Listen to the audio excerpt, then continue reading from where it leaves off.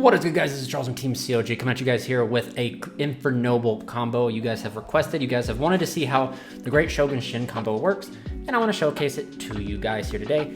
It's pretty straightforward, pretty simple, but I will showcase it to you so you guys understand and what it does. So pretty much what the Shin combo is that during your opponent's standby phase, you're able to summon out the Great Shogun Shin, and they only can activate one spell or trap, which is pretty powerful, guys. Very strong. And then Charles can negate the trap. You have Baron that can negate the trap, so it puts your opponent on just one spell or trap, which against Labyrinth, against Runic, you're able to completely shut them out this way. And this is very consistent, and it's not just kind of like a crazy combo you just throw in and you might see.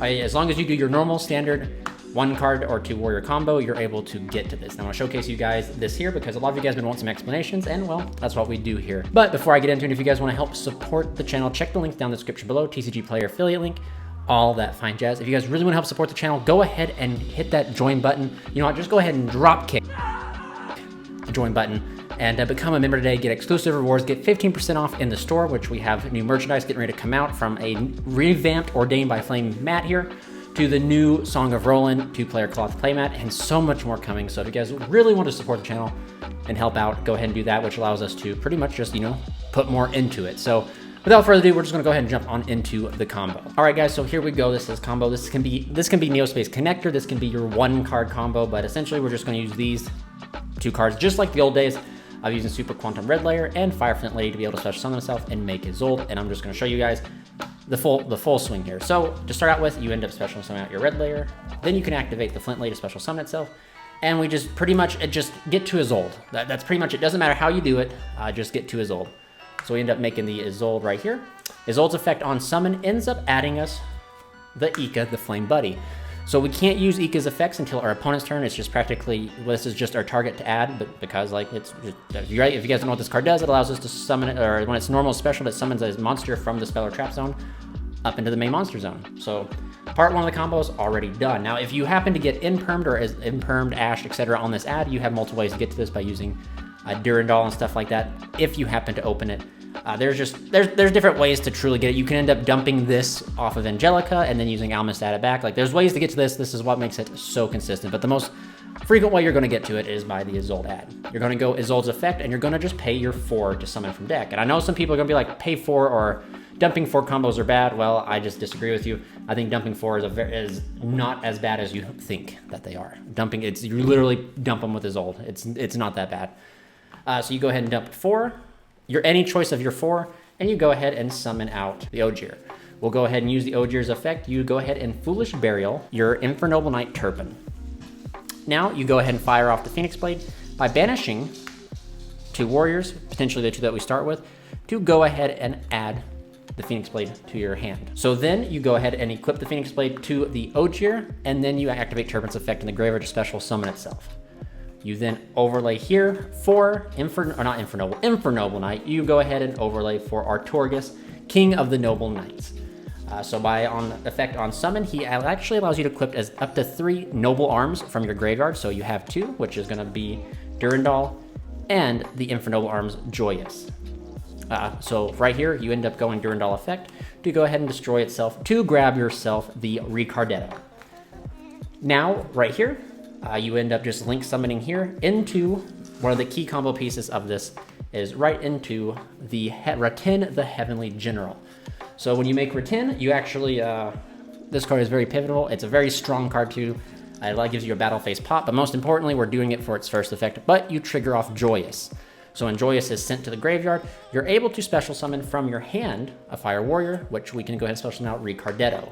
Ricardetto's effect allows us to reborn out either Ogier or Turpin. Now, before you people come in with the comment section, Turpin was special summoned to use its overlay material, so it does not get banished. It did not go to the grave as a card. It went to the grave as XYZ material, so it is back in our grave, allowing us to reuse it, and that is why it's not being banished. So you summon out Turpin.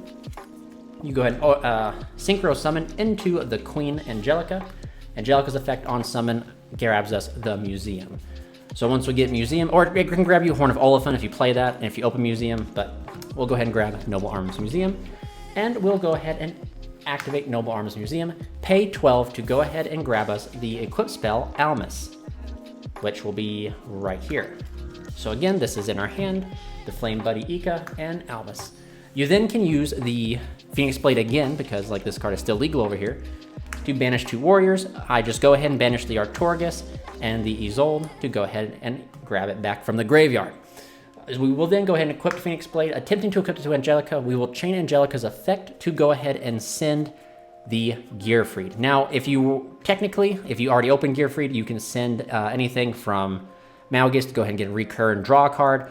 You can send your Renod to get back. Like, it just, the combo extends, but this is just bare minimum. You open just 2 warriors, that's it.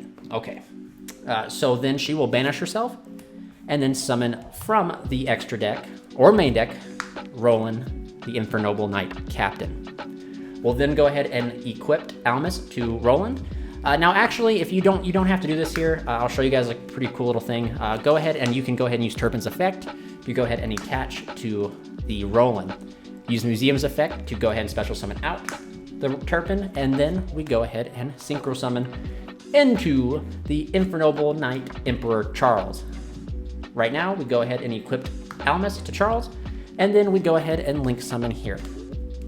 Now, this right here is just kind of interesting. We can go Chainlink 1, Charles the Great, Chainlink 2, Almus. Almus grabs us back the Gearfried that we sent, and then Charles equips Charles, becoming Charles. Me, myself, and I become Charles the Great. We will then go ahead and use Phoenix Blade's effect, or Phoenix Gearfried, not Phoenix Blade, to go ahead and banish to summon out the immortal Phoenix Gearfried. Now we will then go ahead and activate Ogier's effect to go ahead and equip, and then we proceed to go to the end phase. During the end phase, we'll go ahead and resolve the Angelica. Angelica will return. Now make sure you do not put anything in this zone here, or if you summon Charles here, make sure you do not put in any of the zones that Rattan points to. So we'll go ahead and summon out Angelica. What I mean by that is make sure you don't take up both zones. You have to take up one or the other, but leave one zone open. So then we'll resolve Charles the Great. Charles the Great will end up grabbing Metal Silver Armor, which I still think people are sleeping on. The only thing that would make this better is if we had access to Oliver, but again, if you open the Immortal Phoenix Gearfried, you have the ability to dump the Oliver off of Angelica. And then Charles the Great will not only equip that, will allow us to equip the Shogun Shien, the Great Shogun Shien, during the end phase. Now, you go ahead and pass it over to your opponent. Now, during the standby phase, Rattan's effect will activate summoning from the hand Ika the Flame Buddy. It does this because its effect says you get to target a monster it points to, and you get to special summon a level 4 or lower monster with the same type. So Charles the Great is a warrior, Ika the Flame Buddy is a warrior. So we go ahead and special summon out Ika. Ika's effect on summon allows us to special summon a monster that is from our spell and trap zone up to the main monster zone. So you go ahead and special summon up the Great Shogun Shien. So there you go. That is the full combo. It is like, this is just the bare bones. I do not recommend maining this because this combo is like, yeah, it's pretty cool, but I just found myself in my personal testing that you sided in going against Runic, you sided in going against Labyrinth, you sided in going against Altergeist. You are pretty well set. So what happens here? There's something to very well note, that Shogun says your opponent can only activate one spell or trap. So Charles and also Baron, but Baron is not out here, but Charles negates a spell and trap card. So not only does that happen, your Charles gets to negate the spell they activate, but if you negate the activation of a spell, they still get to resolve another one. So just be very conscious of what they use. I, at this recent locals, fell victim to getting impermed, knowing darn well that I didn't need to negate the imperm. So I used Emperor Charles to negate the imperm, and then since it was negated, Shogun Shin still, they still had one spell or trap, and I ate a lightning storm.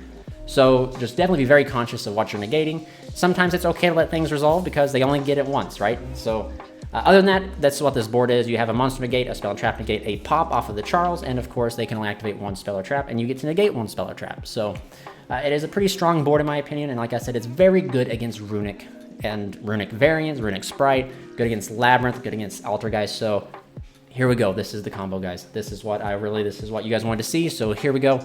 Please remember, if you enjoyed this video, give me a like down below. Please leave a comment also, your guys' opinion, your guys' combos you guys have found out, and furthermore. But most importantly, guys, stay safe and stay healthy. This is Charles from Team COG, signing out.